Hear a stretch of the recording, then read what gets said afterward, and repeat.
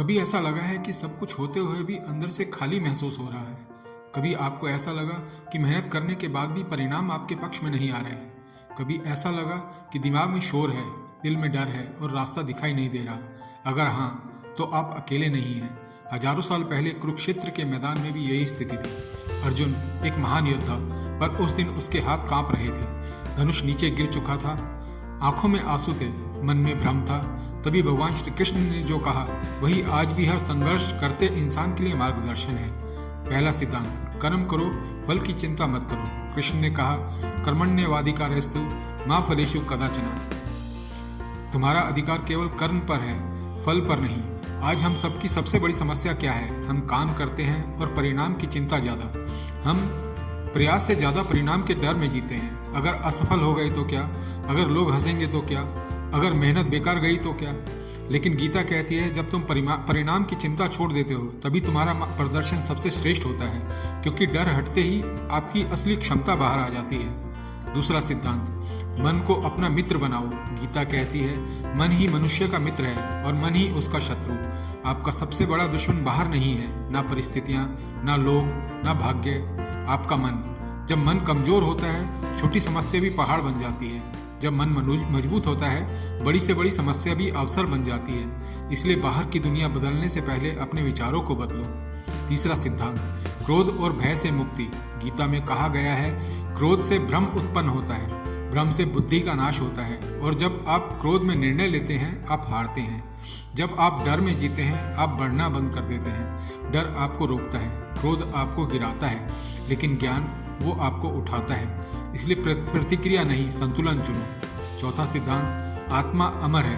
कृष्ण ने अर्जुन से कहा, नैनम छिन्दन्ति शस्त्राणि नैनम दहति पावकः। आत्मा को ना कोई काट सकता है ना जला सकता है। जिस चीज से हम सबसे ज्यादा डरते हैं वह है नुकसान। नौकरी चली गई तो, रिश्ता टूट गया तो, लोग साथ छोड़ गए तो। लेकिन गीता कहती है, जो तुम वास्तव में हो वह कभी नष्ट नहीं हो सकता।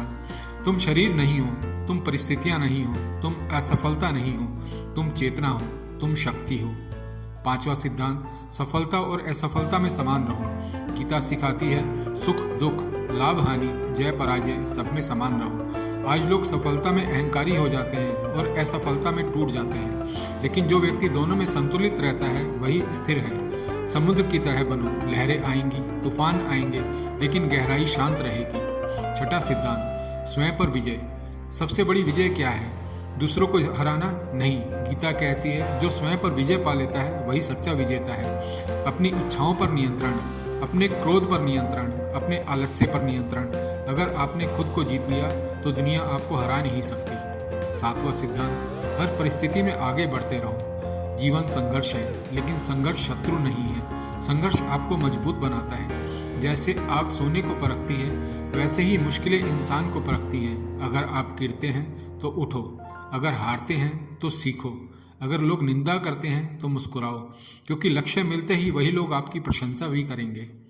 आठवां सिद्धांत, भक्ति और समर्पण। कृष्ण कहते हैं, जो प्रेम और भक्ति से मुझे एक पत्ता, फूल, फल या जल समर्पित करता है, मैं उसे स्वीकार करता हूँ। ईश्वर को भव्यता नहीं चाहिए, उन्हें सच्चाई चाहिए।